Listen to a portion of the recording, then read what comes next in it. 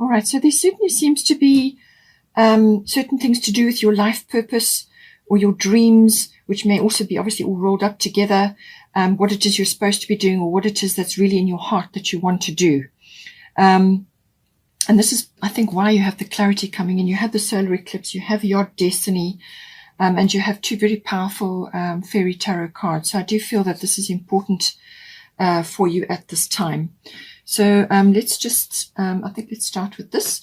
So we've got Princess of Spring, optimistic, enthusiastic, creative, energetic. It's time to go after your dreams. Do something that expands your horizons. Let your creativity take flight. So very abundant looking energy. She's joyful. She's really enjoying that swing and the butterfly. So this is all about transformation. But it really is, it's about this, going after something that really is important to you. And do something that really is, going to give you incredible upliftment, or to, whatever gets you up in the morning, whatever really motivates you, whatever lights you up. And it obviously involves creativity. We're all born creative, just a case of how you use it or when you use it. But it's it could also be that you need to bring these qualities in: optimistic, enthusiastic, creative, energetic. So all of these lovely qualities coming in, but it certainly is about transformation. It's about bringing that transformational energy into your life. And either it could be an injection of energy into something you are currently doing to make it better, or to change it or refine it in some way, or take it in a different direction, or it's something new coming in for you. Then we have here at the bottom of the deck, we have Queen of Spring. So believe in yourself. Wonderful people want to help you maintain a balance between work and home life.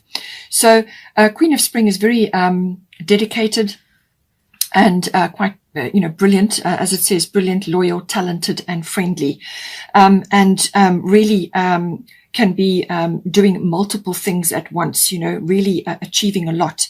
So this is why it says keep a work and a home life balance. You have got the 6th house in here as well, so this is important. To maintain your work and your home life, your lifestyle and your well-being are important. So maintain downtime and work time. Don't burn the candle at both ends. Try and maintain your priorities, and make sure that you plan time in for yourself so that you can also take a break.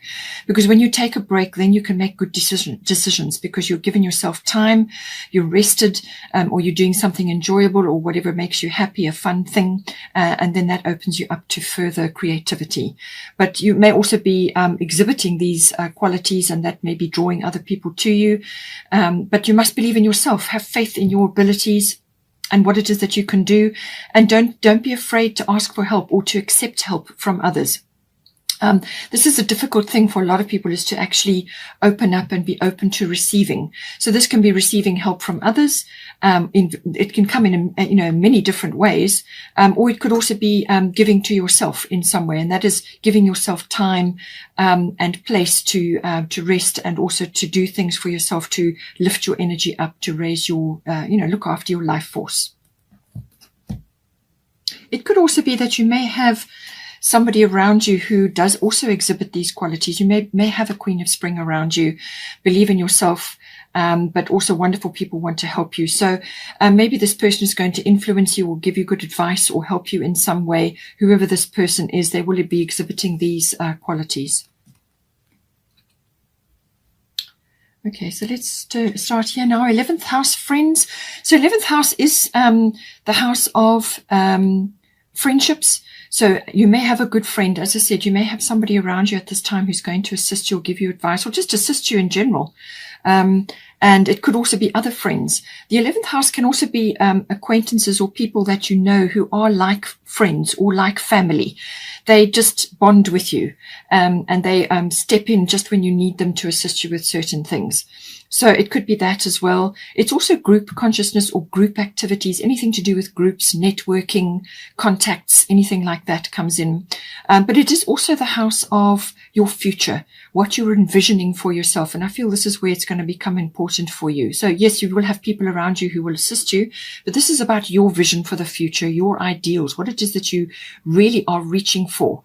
And it may involve your hobbies and interests as well, because that was also covered by the 11th house. So this is something that you may be pushing forward at this time. You may be using social media. Technology comes into the 11th house. This is normally futuristic tech or advanced tech, more advanced than what you have currently been using. So it could be, actual social media management, things like that. Maybe you're getting involved in that, or you're launching something, whatever the situation is. But this is laying the groundwork for that. But you may get an epiphany or a realization, as I said, with the solar eclipse. Something turns around for you. It is also to do with global consciousness, which is very much a factor at the moment. Like the Great Awakening and Ascension, all of these are themes that are currently happening, but also social reform and social causes.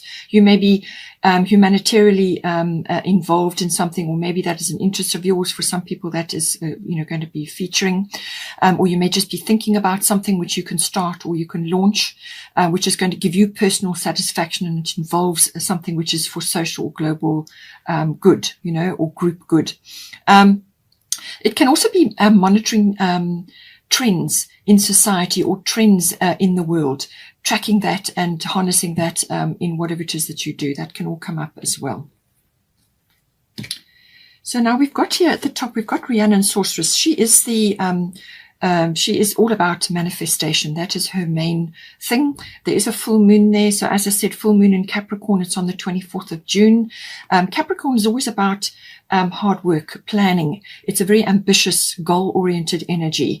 And it's also very resourceful, making use of resources, all resources.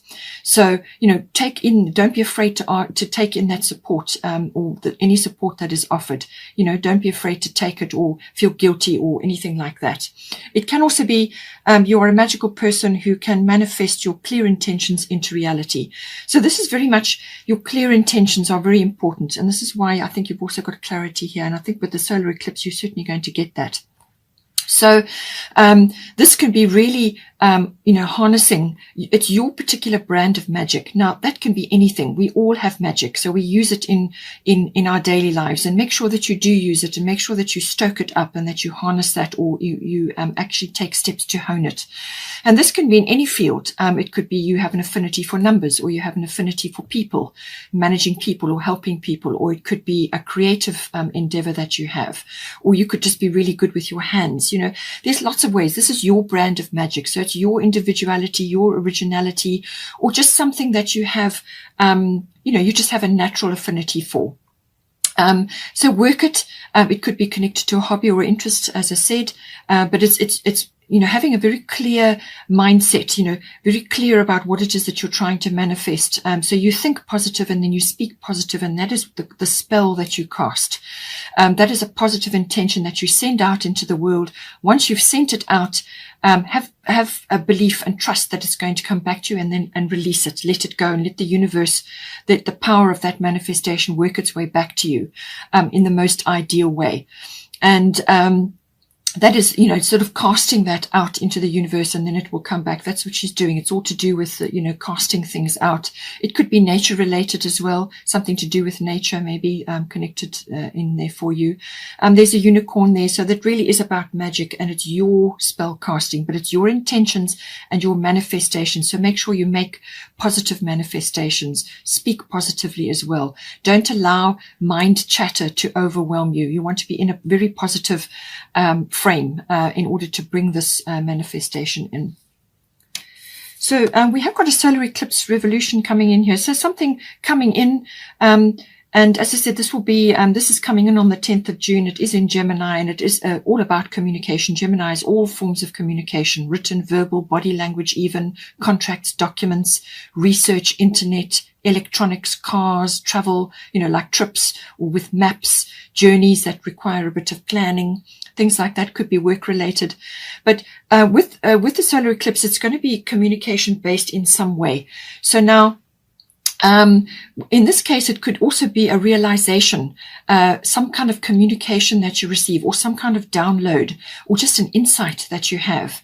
And this can cause literally a 180-degree turn in whatever it is that is coming in for you.